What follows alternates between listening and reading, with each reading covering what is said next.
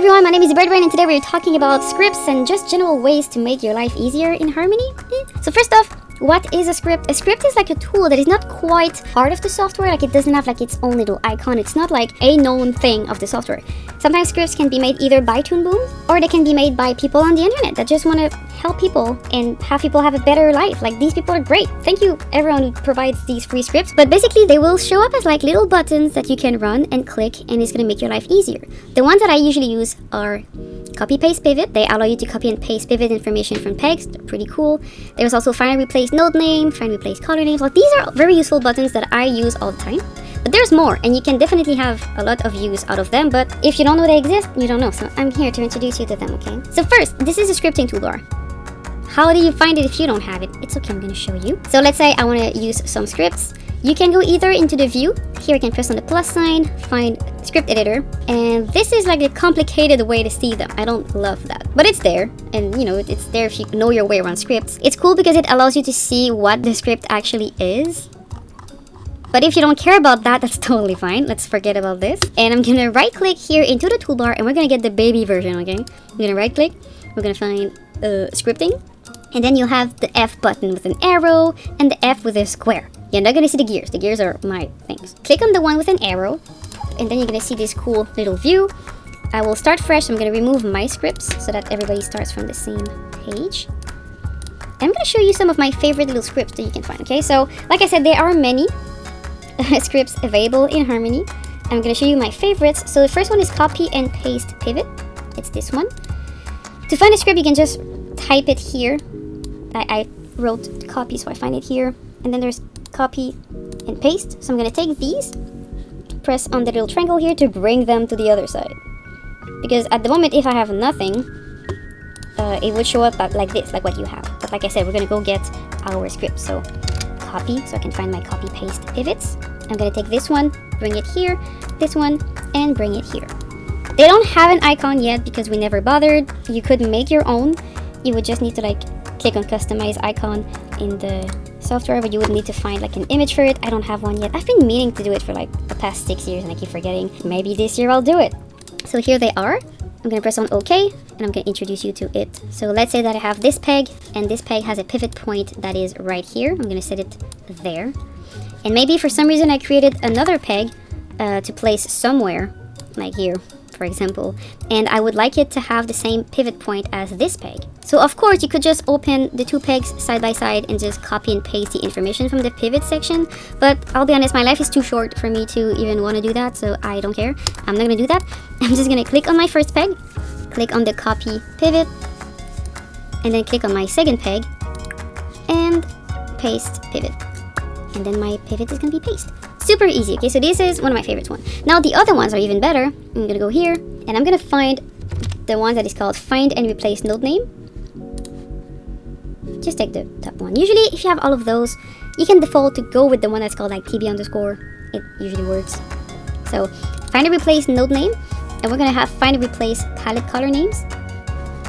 Again, take the top one, bring it here, and these are the scripts that I have at the moment. I'm gonna introduce you to both of them. I'm gonna press OK, so now there's even more gear, which is why I need to give them icons, but you know, it'll come one day. The first one is find and replace node name. Find and replace node name is great because if I have all these nodes that are called animation, and let's say I want to call them a ZeBirdBrain, all you need to do is select them. Then I'm gonna click on my icon called find and replace node name. And then within that selection, I'm gonna search for animation underscore, and I'm gonna replace it by ZeBirdBrain with lots of A underscore. Match case, replace all matches in the name, yes. And there you have it. And on purpose, I really insisted on the underscore. This is why it didn't catch this one, because this one is just called animation. I'm gonna Control Z and show you.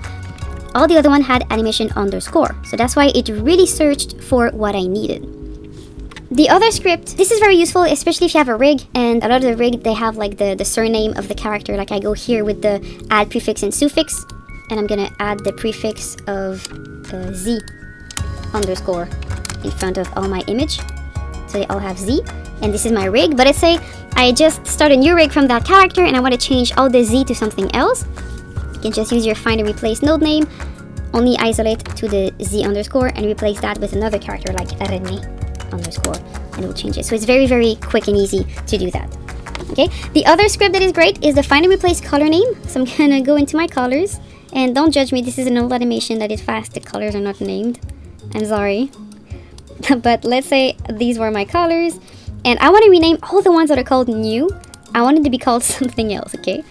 So I'm gonna go on my script that is called find and replace color name. The find and replace color name is still a work in progress, like that's why it's not really like a feature of the software, I think. I know there's still a lot of things to work on, but it's still a good starting point. So you can find new, and I'm gonna replace it with I totally named my colors. You should never name your colors like that, it's way too long. So this is only gonna affect the current palette, but it is gonna affect all the swatches. Even if you make a selection, it's not gonna care, which is why I'm like, it could use it, it'll work, but it's still a great tool, even at the current time. So I'm gonna press on OK.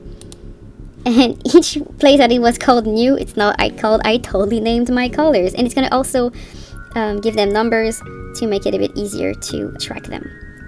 Okay, so I love that node, that script, for the same reason as the node view, where I said like a lot of time we put like Z in front of, or like the name of the character in front of the colors. This makes it easier for compositing when they need to find a color into a node. It's just easier, so I could change all the Z to like another character. Another tip and trick, and when you go into your node view and you use a node like the color selector, for example, and you place it under an animation, that's what I mean where I say it's useful to have the name of the character in the color, because then if I press on the plus sign and I find a color here, if it's just written skin, here I know it would be from Z because I have like the name of the palette, right? But if it's just here, I don't know whose skin this is. Whereas if in my palette name there is a name like Z main or Z eyeline, then I know that this is Z. So if I have many characters in the same node, then you know what things are. So that's why I advise to make names into your color palettes. Color swatches, should I say. And then there's a bunch of other cool scripts, but I will need another video in the future to cover them. The one that I want to show though is the stretch keyframe. This one is really not perfect, but it can be useful sometimes. This script, I'm going to bring it here.